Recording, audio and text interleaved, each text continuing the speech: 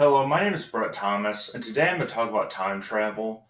I'm going to talk about a photo that was debunked, 1860s painting that was debunked. Then I'm going to talk about is time travel possible and my opinions of time travel. So let's get started. This first photo of time travel proof has been debunked in 2011. This picture was taken in 1941 at the South Fork Bridge opening in the British Columbia. Notice the guy out of place. Everyone thinks he's a time traveler because it looks like he's wearing a graphic t shirt. But what it actually is, at the time, there was a hockey team called the Montreal Maroons, and he's wearing their jersey. He looks out of place because they're all dressed up and he's underdressed. It's like if you wore a Celtics jersey to a wedding or funeral, you would look out of place. I'm guessing the sunglasses are more casual wear because they did have sunglasses like that back then. And people say the camera he had looked kind of small for its time because cameras were bigger. But around that time, Kodak actually had cameras that size. And what's funny about it is if he time traveled from the future all the way back to 1941, why would he have like a disposable camera or just like a digital camera? Why wouldn't he have something better than a cell phone? No one ever asked though, what if the guy is present day and everybody else is time travelers? I love how it's called the time traveling hipster, like this man found a time machine inside of a brewery. The time traveling hipster is my favorite time traveling proof of all time. I just really love the picture because when I was younger, it did fool me. It made me second guess, is time travel real? But then it got debunked, and I feel like the person that took the photo never thought this is going to be decades later, half a century later, almost a century later, debated whether or not it's time travel. He probably just thought that guy's underdressed. This is an 1860s painting titled The Expected, and people believe the item she's holding is an iPhone. How do we know it's not an Android? What did people think it was before 2007? She's from the future. One day we'll know. I don't know why people aren't more concerned about the guy in the bush.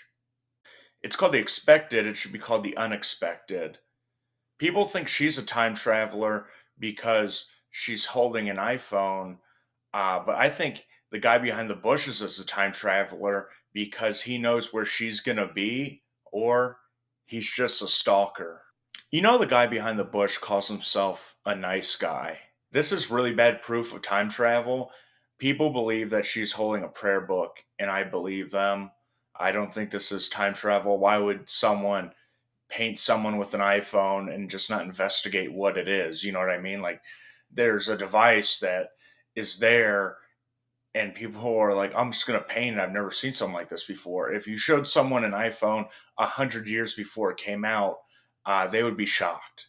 Like if you showed ancient people an iPhone, if you went back in time, they would think you're a god. If you showed anyone from the future anything in ancient times, from the past, from the future in the past, they would think you're a god. You know what I mean? Uh, like a paperclip. They'd be like, they would be stunned, you know? Maybe not a paperclip, maybe like a lamp. Well, there's no electricity, nothing to plug it in. You have to bring something with batteries because there's no electricity. So maybe like a Game Boy. They would be, that's it, a Game Boy. If you brought batteries, even batteries, they would lose their minds over. All in all, I think this is a pretty poor proof of time travel. Listen, I'm not a smart guy, but I'm going to talk about Einstein's special theory of relativity as simple as I can because I'm not that intelligent and I don't want to look stupid in front of you guys. So basically, what it is when it comes to time travel, is if you can travel faster than the speed of light, therefore you go into the future. And I hate when people say, yeah, we can time travel now. You can go in the future if you go faster than the speed of light. But here's the thing, that's not what we mean by when we can time travel. We mean that we won't go back to 1999 to where Korn and Limp Bizkit were in their primes. Woodstock 99, baby. And then maybe warn people so it doesn't get too out of hand.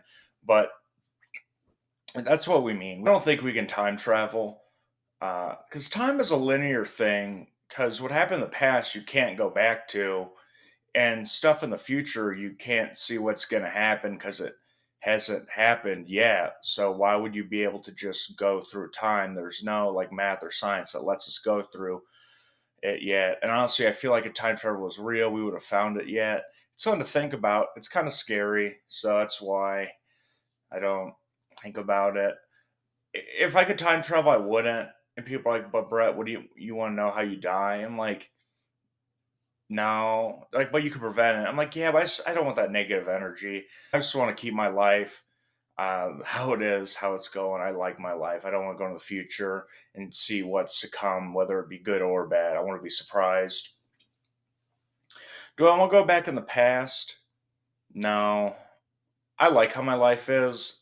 You never know what could happen. You go back in the past and change the future. It's in everything time travel. It's called the butterfly effect. All right. I got the definition here of the butterfly effect from the decisionlab.com. Describes the butterfly effect as the notion that the world is deeply interconnected, such that one small occurrence can influence a much larger complete system.